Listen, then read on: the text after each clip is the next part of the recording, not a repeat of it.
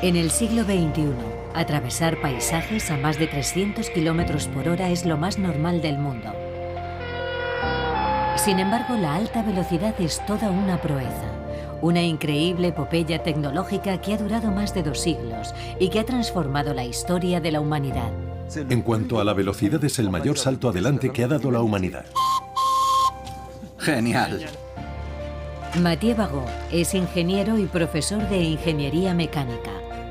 Va a seguir los pasos de los pioneros, de los inventores, que superaron increíbles desafíos para diseñar locomotoras cada vez más potentes. Trazaron vías para conquistar grandes espacios, unificar continentes y romper todas las reglas del juego ferroviario. El Hyperloop parece salido de la mente de Julio Verne. Es el futuro. Una investigación científica que sigue el rastro de aquellos visionarios que se convirtieron en los maestros del ferrocarril.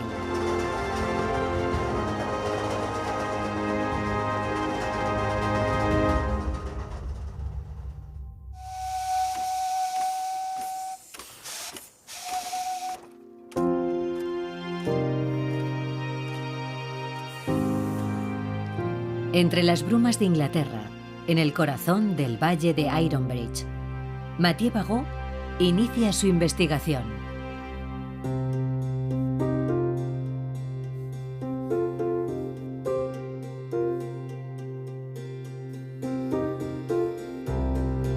Esta gran región minera, otrora cuna de la revolución industrial, acogió en un momento de gran turbulencia en el siglo XIX a Richard Trevithick, un brillante ingeniero de Cornualles, que en medio del estruendo de los altos hornos comenzó a imaginar los engranajes de una máquina asombrosa, sin sospechar hasta qué punto iba a cambiar la historia del hombre y de la técnica. Vaya. Una máquina increíble.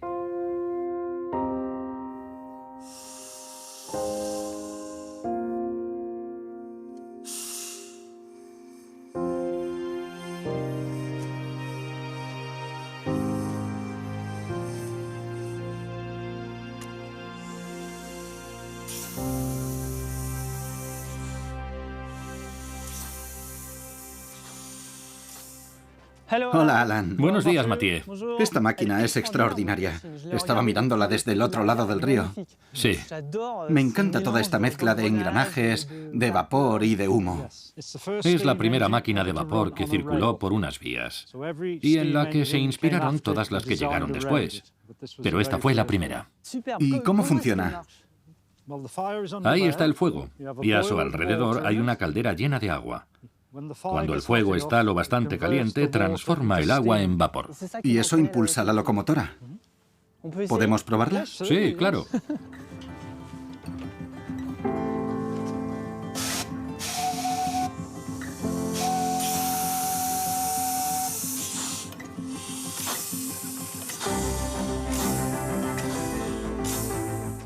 Fantástica.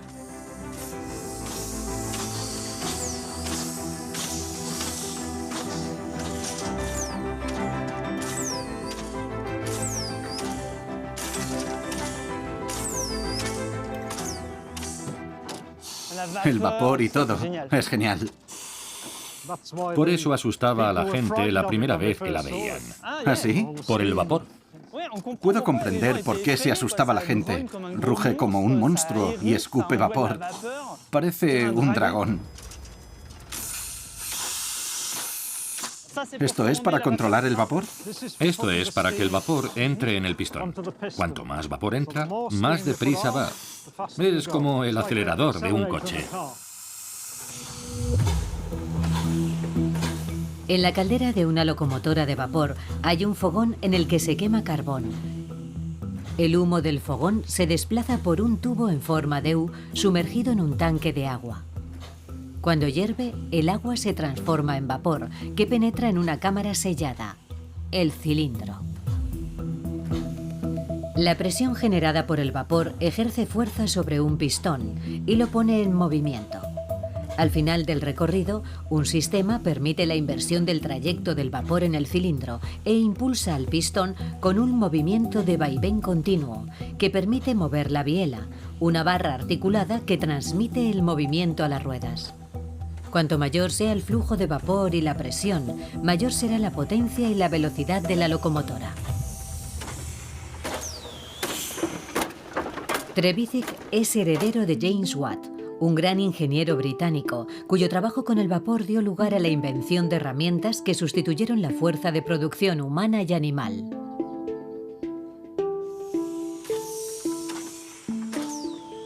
¿Qué velocidad alcanzó la máquina de Trevithick? En realidad, no hay información precisa a ese respecto. No se ha escrito nada. Pero el objetivo era sustituir al caballo. Un caballo que tira de una carga de 1 tonelada camina a 6 kilómetros por hora. Así que se supone que esta máquina se desplazaba a 6 kilómetros por hora. Ya. ¿Cómo se para? No tiene frenos, así que hay que ir con prudencia. Vamos a dejar que pare sola.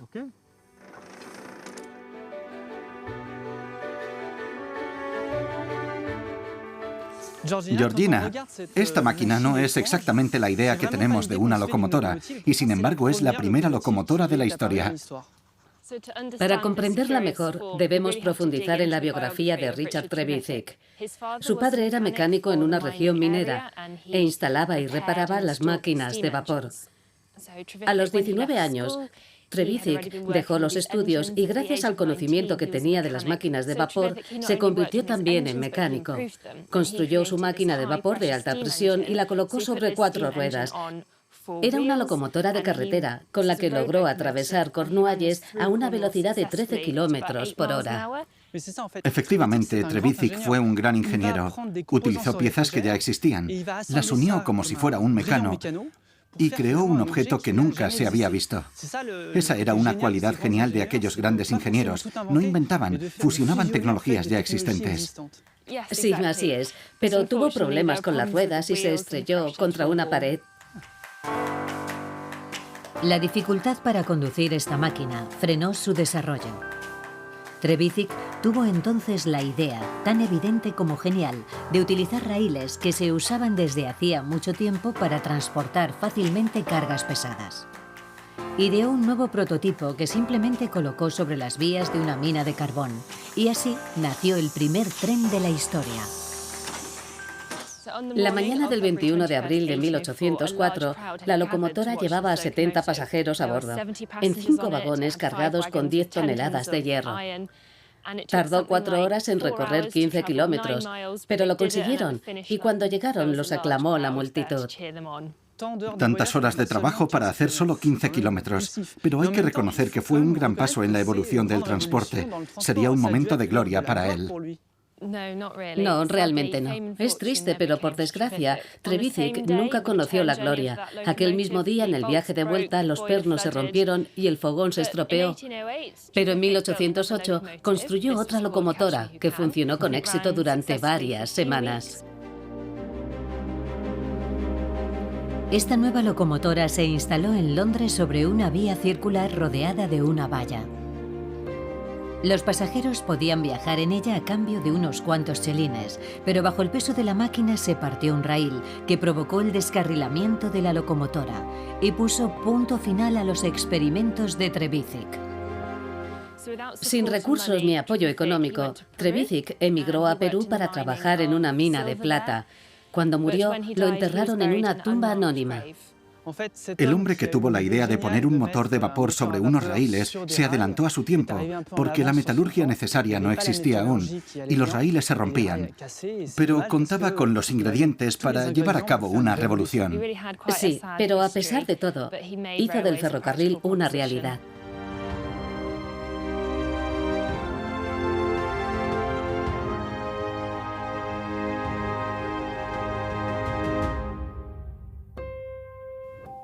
El secreto del ferrocarril está en el contacto entre la rueda de acero y el raíl de acero, porque con poca energía se pueden transportar grandes cargas.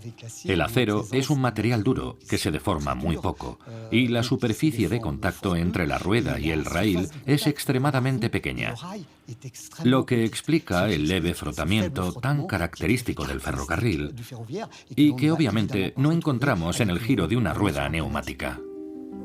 Aunque Trevithick tuvo la genial idea de explotar la combinación rueda-raíl, sus conocimientos sobre el vapor resultaron ser incompletos.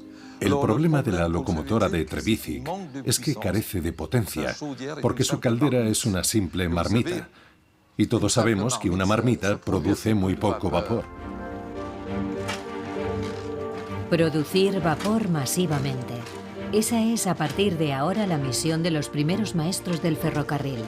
Y en Francia, un avance crucial impulsó el ferrocarril a una nueva era. Es impresionante porque en comparación con la de Trevithick, esta es mucho más grande. Ah, sí, sí.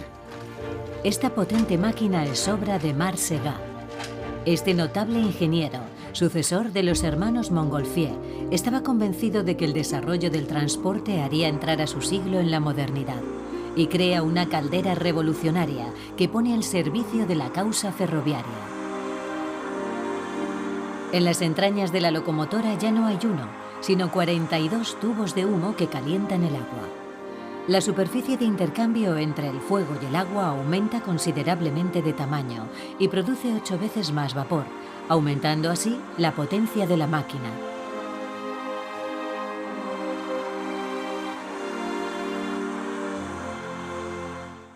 La revolución de la caldera tubular dura hasta el final de la tracción de vapor. Las últimas locomotoras que circularon en los años 70 estaban todavía equipadas con calderas tubulares. Nunca se encontró nada mejor. Marc Segat estuvo especialmente inspirado cuando ideó su caldera, pero las sutilezas de la transmisión mecánica se resistieron a su sagacidad. La locomotora de Marc Segat es una locomotora arcaica cuando él la crea porque pierde mucha energía para transmitir un modesto movimiento a partir de bielas que trabajan verticalmente. Es decir, que nada está aún en su lugar.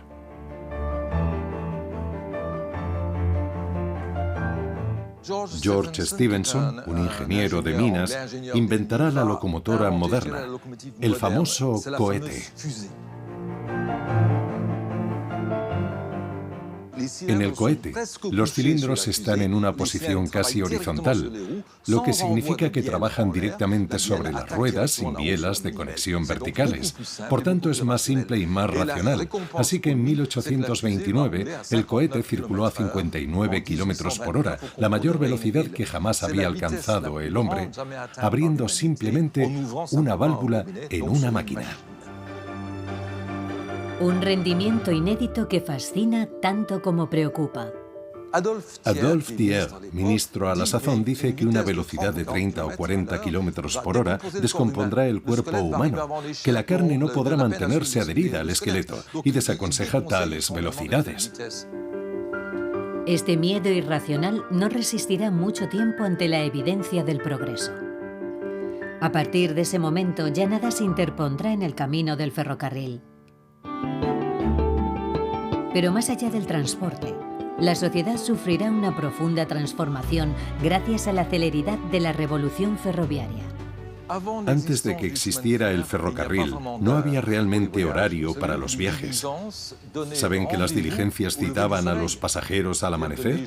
Así que cuando el sol empezaba a salir, la gente decía, bueno, es hora de ir a tomar la diligencia, y llegaban a pie tranquilamente.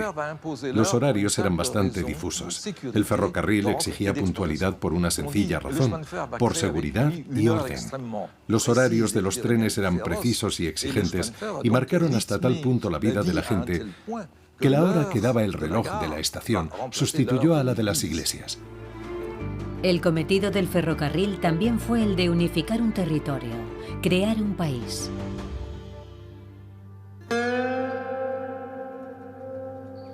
Estados Unidos. Un mito. Un país continente. De costa a costa, se suceden territorios salvajes y obstáculos naturales. Es un desafío desmesurado, pero sin embargo, se convertirá en una fantástica epopeya ferroviaria que dará lugar al nacimiento de la nación estadounidense.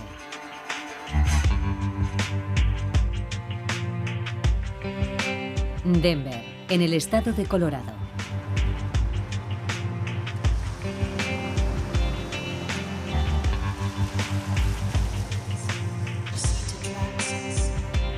A bordo del California Zephyr, un tren legendario que atraviesa en 3 días Estados Unidos de este a oeste, cubriendo un recorrido de casi 4.000 kilómetros, Mathieu Bagot va a saborear el espíritu ferroviario estadounidense.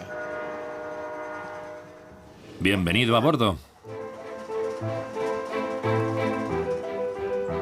Tras abandonar la estación de Denver, el California Zephyr inicia una larga y lenta ascensión de las míticas montañas rocosas. Una primera impresión de la diversidad geográfica del continente.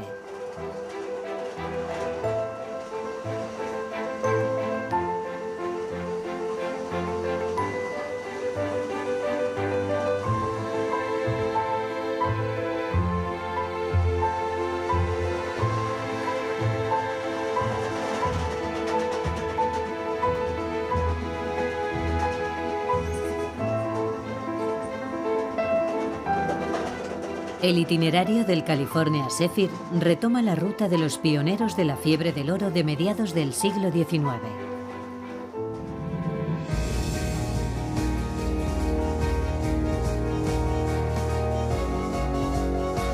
Eran necesarios no menos de 4 o 5 meses para llegar al oeste del país, en unas condiciones pésimas, luchando contra el frío, la amenaza de los ataques de los indígenas y a merced de hambrunas y enfermedades. Miles de personas perdieron la vida.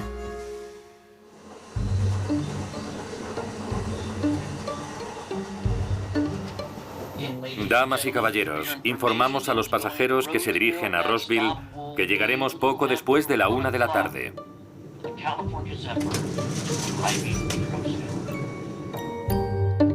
Por sorprendente que parezca, hay ricos, fanáticos de los viajes en tren, que pueden enganchar sus vagones vintage en la parte trasera del California Zephyr y disfrutar del lujo ferroviario de antaño.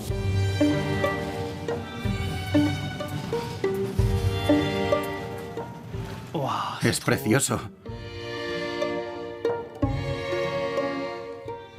Es una habitación muy amplia. Es raro ver una mesa así en un tren. Está exactamente igual que la primera vez que circuló en 1923. Los presidentes de Estados Unidos, Franklin Roosevelt o Harry Truman, viajaban en un coche igual que este. Vagones dotados de una plataforma, un auténtico podio rodante, perfecto para recorrer el país durante la campaña electoral.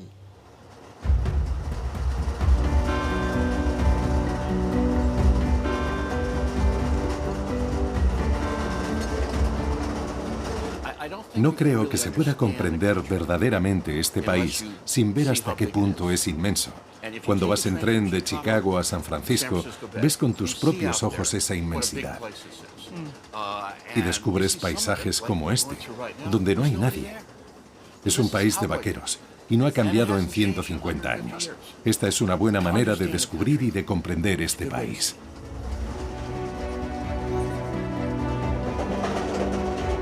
Tras más de 40 horas de travesía, el Zephyr llega por fin a su destino, California.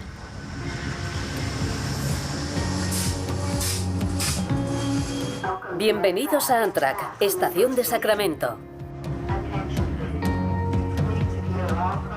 Sacramento es la capital del estado, una ciudad emblemática en el desarrollo del ferrocarril en Estados Unidos. Es el punto de partida de una de las aventuras humanas y tecnológicas más increíbles, la primera línea transcontinental.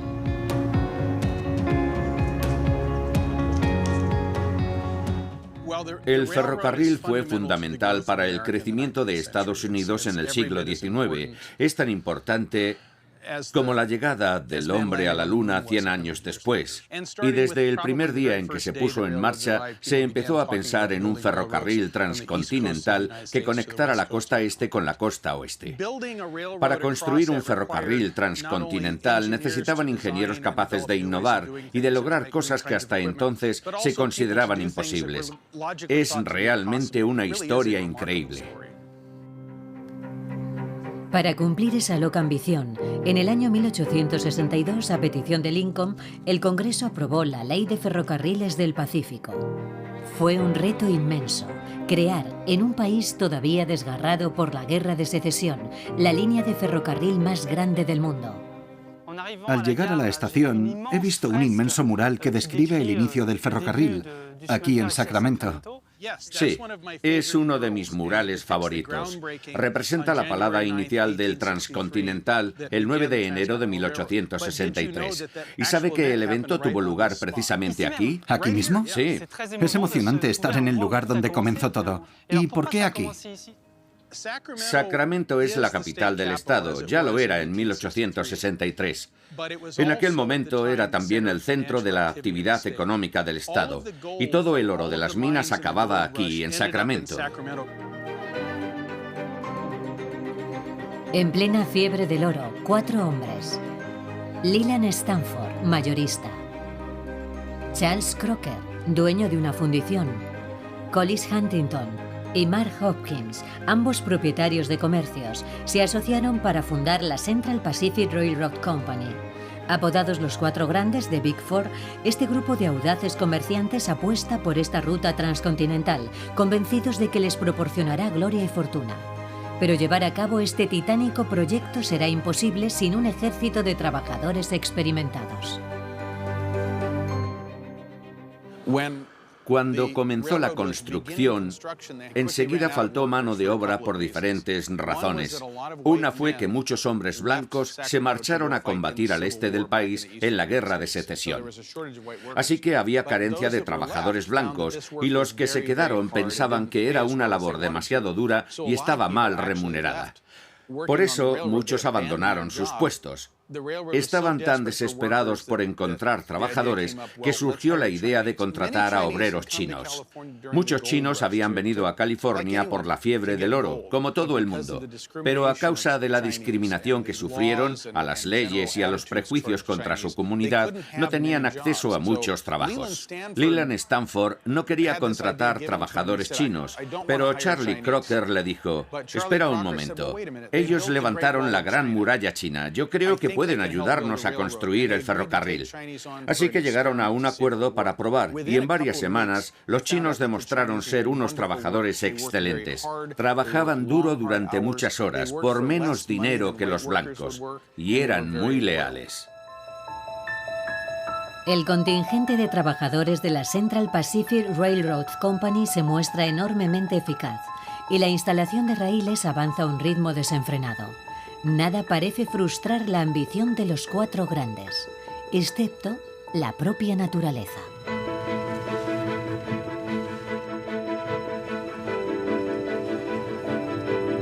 A solo un centenar de kilómetros de Sacramento, se yergue un terrible obstáculo, a priori infranqueable: las escarpadas pendientes de Sierra Nevada. Vamos a llegar a los 2.000 metros de altitud. La nieve aquí es de las más densas de Estados Unidos.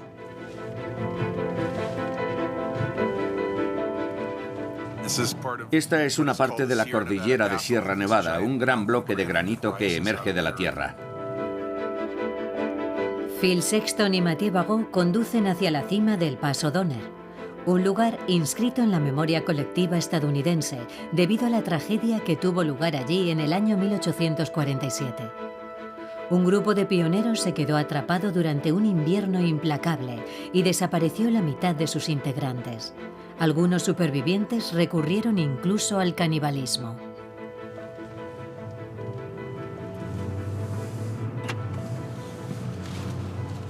Estamos llegando al paso. Ahora mismo vamos a entrar en la gran cuenca de Estados Unidos por la vertiente oriental de Sierra Nevada.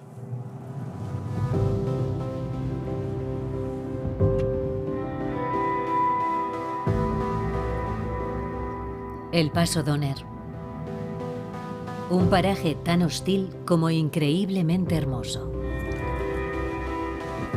Como ingeniero, al contemplar estas montañas y estos bosques, no puedo dejar de pensar que es una locura hacer pasar por aquí las vías del ferrocarril.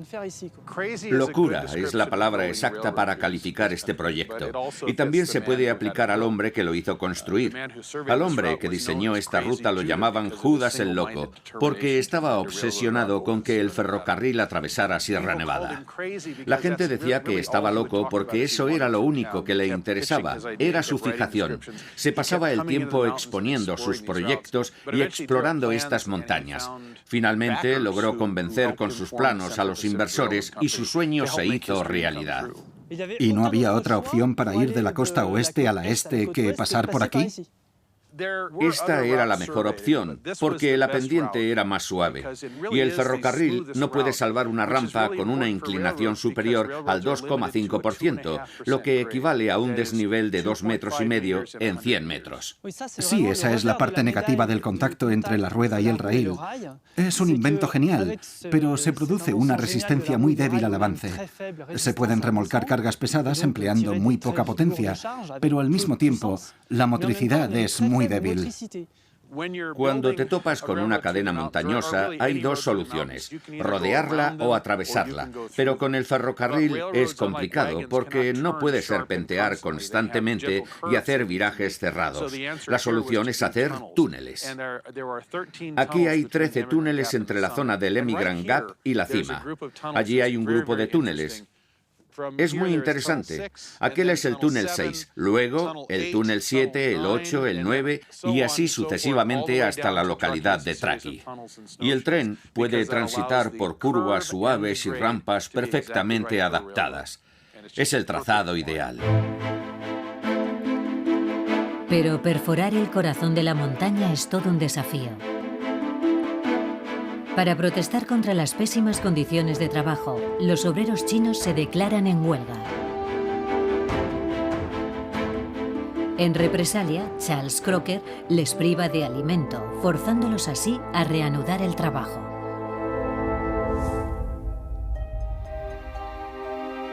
En la carrera ferroviaria hacia el este, el fin se convierte en medio.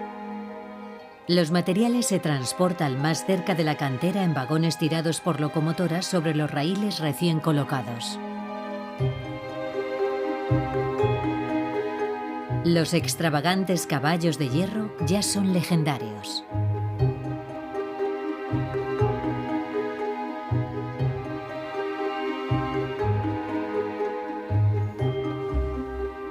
Me encantan los colores de estas locomotoras. Es como un tren de juguete gigante, con ese cromado brillante. Cuesta imaginar que se trate realmente de una máquina que sirve para tirar de vagones. Parece más bien una magnífica obra de arte. Creo que refleja cierta exuberancia del siglo XIX. Los constructores estaban orgullosos y querían que sus locomotoras llamaran la atención, y los maquinistas también. Cuando les asignaban una locomotora, la sentían un poco suya. Las cuidaban con esmero, las pulían y las decoraban. Otra cosa que me sorprende como ingeniero son las ruedas tan pequeñas de la parte delantera. ¿Por qué?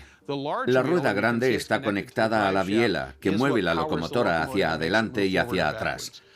Los dos pequeños conjuntos de ruedas de la parte delantera y trasera son los bogies y no están fijos. Los bogies son pequeños conjuntos de 4 ruedas. Dispuestos en la parte delantera y trasera de la máquina, permiten una mejor distribución del peso de la locomotora sobre los raíles. También los hay en cada uno de los vagones. Independientes entre sí, los bogies son móviles con respecto al chasis, gracias a un pivote colocado en su centro. Cuando el tren toma una curva, se orientan sucesivamente hacia el centro de la misma, para que el tren gire con suavidad y estabilidad. Fueron cruciales en los primeros tiempos del ferrocarril, porque en la desenfrenada carrera por construir la red ferroviaria transcontinental, los raíles no se colocaban bien. Eran irregulares, con abombamientos y no siempre paralelos, pero con los bogies flexibles, el tren podía mantenerse sobre la vía. Incluso hoy son muy importantes para la seguridad ferroviaria.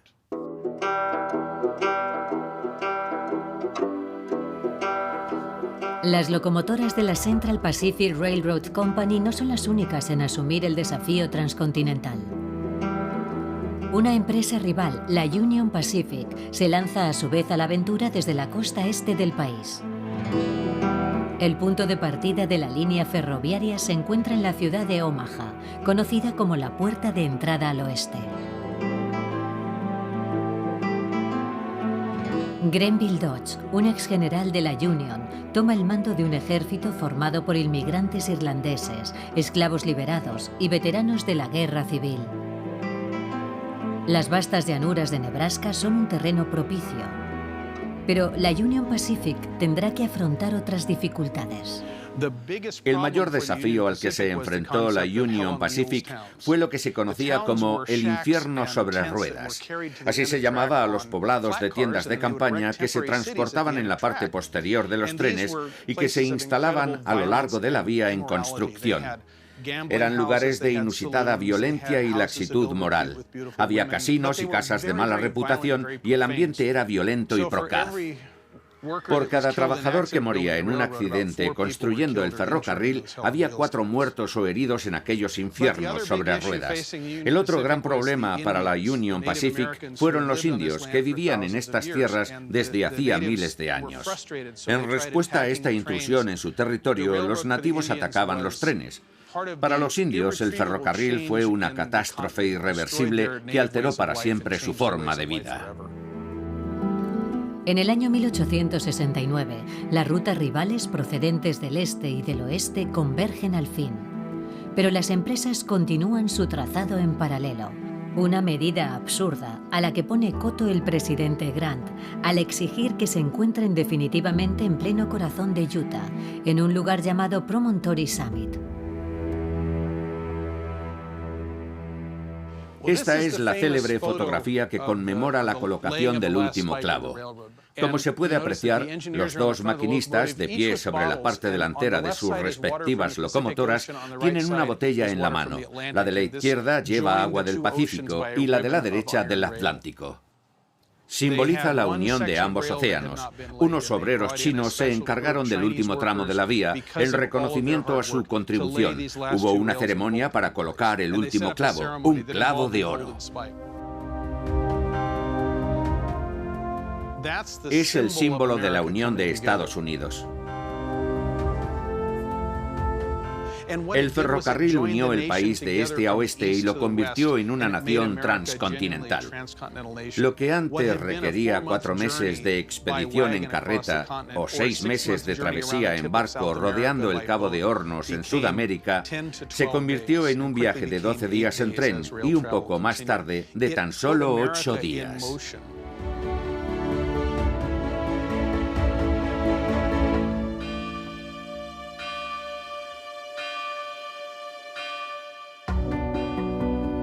Europa tampoco es inmune al sueño transcontinental. Los trenes van de capital en capital, tirados por locomotoras cada vez más potentes, que vomitan grandes nubes de vapor por las llanuras del viejo continente. Las reinas de estos dragones humeantes fueron las legendarias locomotoras Pacific 231.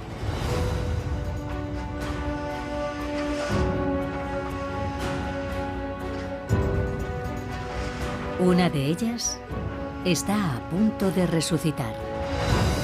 A sus 96 años de edad, esta locomotora, declarada monumento histórico, es un curioso testimonio del trabajo del ingeniero André Chapelon, conocido mundialmente con el sobrenombre de genio del vapor francés.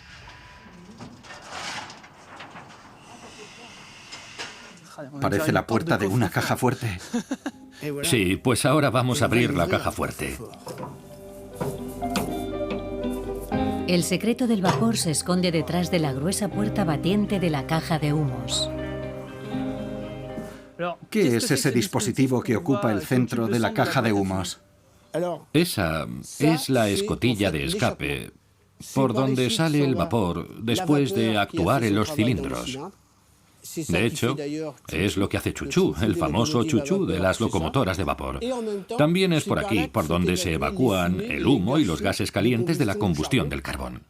Digamos que es un sistema de extracción de humos. Eso es, se libera el vapor. Esto absorbe los gases calientes del fogón. Eso mejora la producción de vapor. ¿Y ese otro dispositivo? Son los tubos de humo. Es como en la caldera tubular de Marc Seguin. Así es. Pero hay una novedad. Esos otros tubos que penetran en los tubos de humo. Sí, es lo que llamamos sobrecalentadores.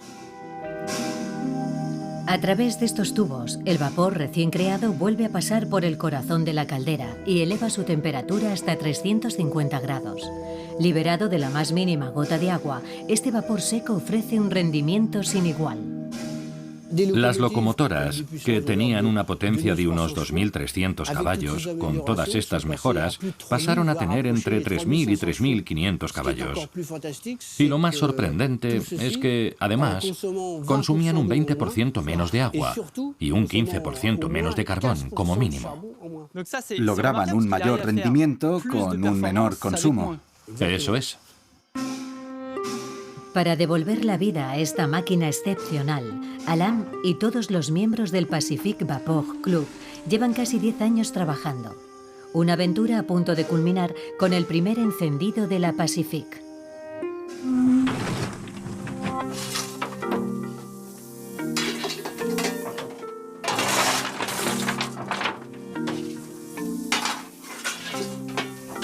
¿Cuántas chispas? Ah, sí.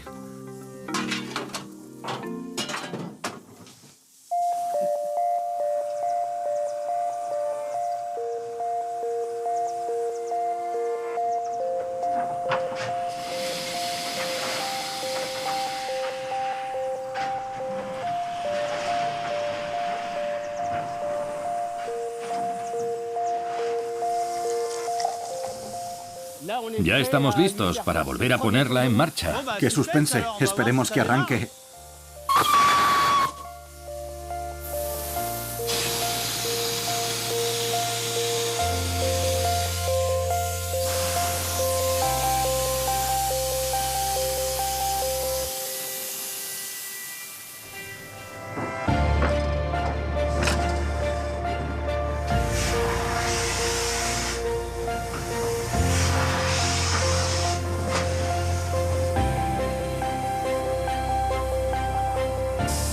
La vieja dama comienza a dar sus primeros pasos.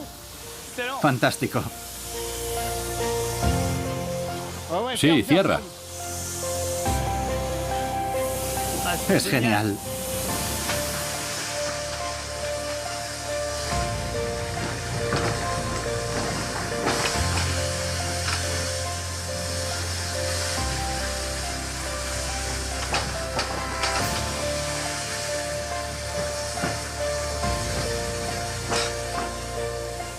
Parece que funciona. Funciona. Fantástico. Tras 10 años de esfuerzos, he aquí la recompensa.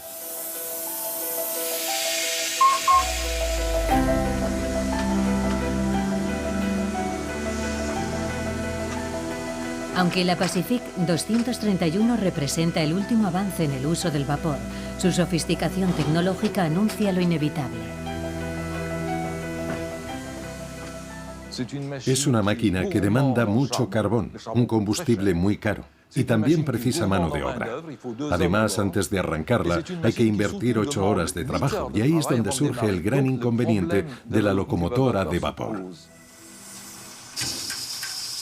Al final de la Segunda Guerra Mundial, el vapor entra en un lento y prolongado declive por la competencia que representan los motores diésel, pero especialmente por el desarrollo de la propulsión eléctrica. Al principio, la electrificación conlleva un elevado coste, ya que se trabaja con infraestructuras bastante pesadas. Pero el coste se rentabiliza rápido. Por un lado, por la flexibilidad del parque de locomotoras eléctricas y por otro, porque esas locomotoras se pueden utilizar inmediatamente a diferencia de las de vapor. Pero perpetuar el reinado del tren en el mundo del transporte es insuficiente. Para los mandamases, solo cuentan las autopistas y las líneas aéreas domésticas. El avión es un medio mucho más moderno y más rápido.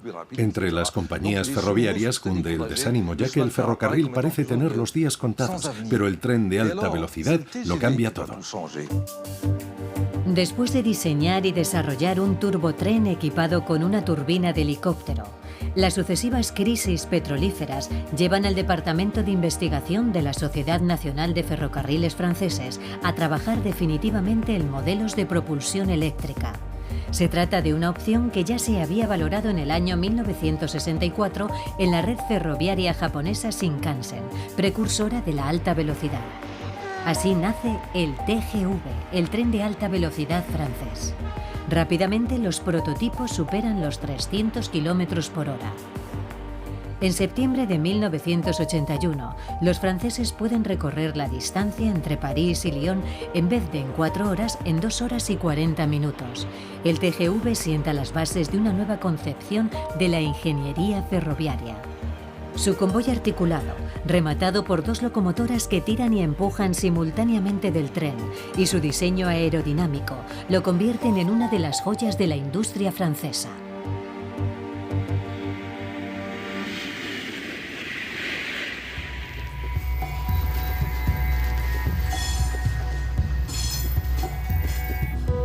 El TGV es la síntesis perfecta de una tecnología punta y de unos principios mecánicos probados. Sus ruedas son muy similares a las de las primeras locomotoras, pero con un perfil ligeramente cónico.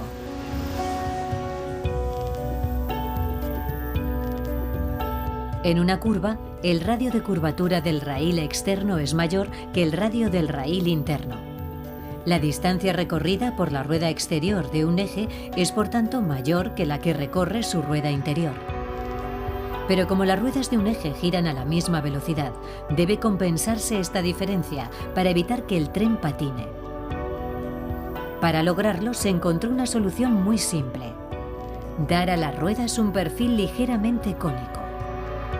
De esa manera, en una curva, cuando la fuerza centrífuga empuja el tren hacia afuera, la rueda exterior se eleva hacia un diámetro mayor que el de la rueda interior, que se desliza hacia un diámetro menor. Entonces, las 2 ruedas del mismo eje pueden recorrer distancias diferentes rodando a la misma velocidad. El 3 de abril de 2007, el tren de alta velocidad alcanza el récord de 574,8 km/h. Un rendimiento excepcional, logrado por un TGV especialmente configurado para la ocasión, con ruedas más grandes y menor longitud. En 2 siglos, la velocidad del ferrocarril casi se ha multiplicado por 100. Un ritmo desenfrenado al que contribuirán los nuevos avances de la ingeniería civil. Gracias al túnel del Canal de la Mancha, inaugurado en 1994, con 50 kilómetros de longitud, 38 de ellos bajo el mar, se tarda solo 20 minutos en llegar de Francia a Inglaterra. Una obra maestra de la ingeniería superada hoy por otro prodigio.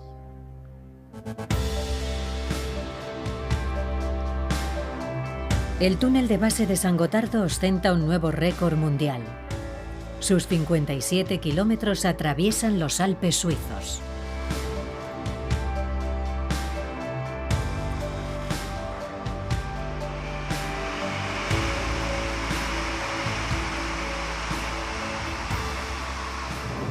Hemos entrado en el túnel más largo del mundo.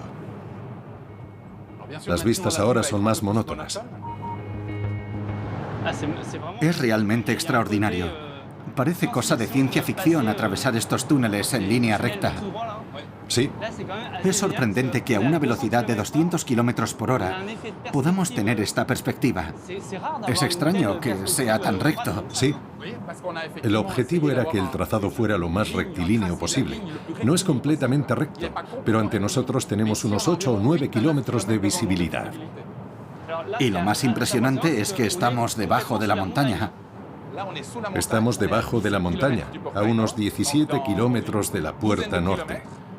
Y dentro de unos 12 kilómetros tendremos sobre nuestras cabezas 2.300 metros de roca. Además, la temperatura de la roca a esta profundidad es superior a los 50 grados, lo que hace que la temperatura en el interior del túnel alcance los 40 grados o incluso lo supere. ¿40? Sí. ¿Y se debe a los 2.300 metros de roca que hay sobre nosotros? Eso es, sí. Es un buen aislamiento. Sí, en efecto. No hay riesgo de nevadas.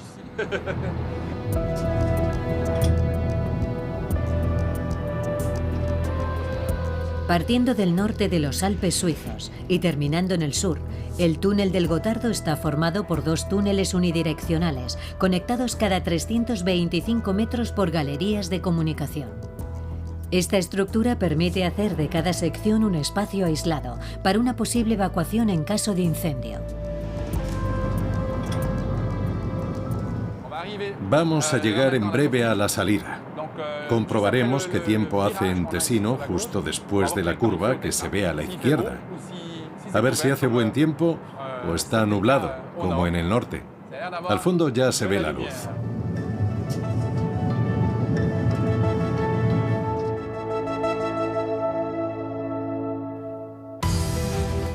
Vaya, fantástico.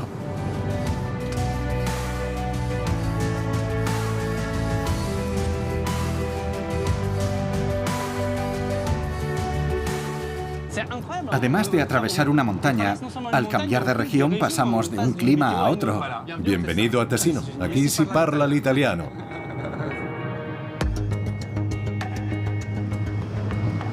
El túnel ferroviario más largo del mundo se inauguró en junio de 2016 y fueron necesarios 17 años de trabajo, de los cuales 10 se dedicaron exclusivamente a perforar la montaña con la ayuda de tuneladoras gigantescas. Para horadar los 114 kilómetros que suman los 2 túneles, además de los pozos de evacuación de aire y las galerías de acceso, se extrajeron 28 millones de toneladas de escombros. A principios del siglo XXI, todos los elementos de la ciencia ferroviaria parecen estar ya perfectamente dominados. ¿Cómo podrá entonces seguir evolucionando el tren? Si me preguntáis cómo será el tren en el año 2080 o 2100, yo diría que os lo puedo enseñar. Y os sorprendería, pero os mostraría el último Thalys o el último Eurostar en la estación del norte. Esos trenes seguirán funcionando dentro de 50 o 60 años. El ferrocarril será el mismo que tenemos hoy. Para que el tren evolucione, en teoría, tendría que producirse una ruptura tecnológica cuya consecuencia fuera el abandono del sistema actual de rueda-raíl de acero. En Japón, un nuevo prototipo de tren, el Maglev, ya ha superado la barrera de los 600 kilómetros por hora. El término maglev es la contracción de 2 palabras, magnetismo y levitación. Es un tren de sustentación electrodinámica. A lo largo del tren se ha instalado una serie de potentes electroimanes.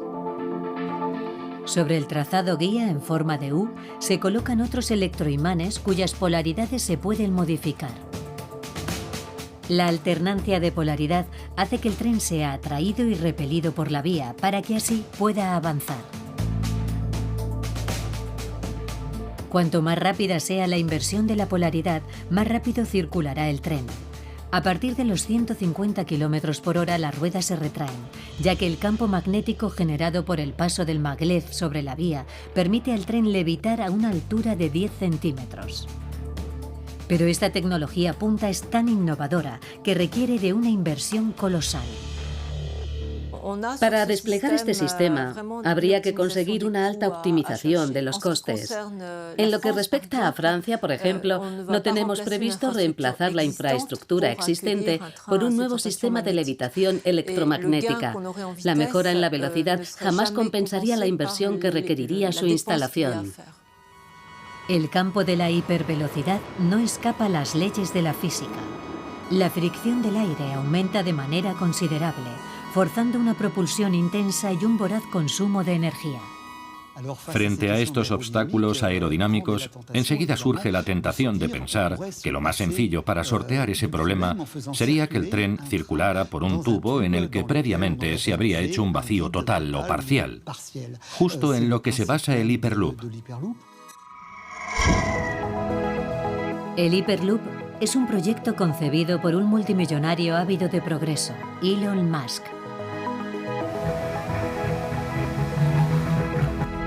Desde mayo de 2017 se están haciendo pruebas en el desierto de Nevada. En principio podrán realizarse los primeros viajes a casi 1.200 km por hora en menos de 5 años. El Hyperloop parece salido de la mente de Julio Verne. Es el futuro, porque se podrían recorrer 600 kilómetros en apenas media hora. Tiene las ventajas del tren, al que se accede rápidamente y conecta el centro de una ciudad con otra, pero también la velocidad del avión. Cuenta con las ventajas de ambos medios de transporte. Si funciona, será toda una promesa para los viajeros. Una promesa para perpetuar el singular encanto de una aventura bicentenaria. El mundo del ferrocarril va más allá del espejo, como Alicia en el País de las Maravillas. Cuando entras en una estación pasas a un mundo paralelo. Subir a un tren, aunque sea un modesto suburbano, es una aventura apasionante.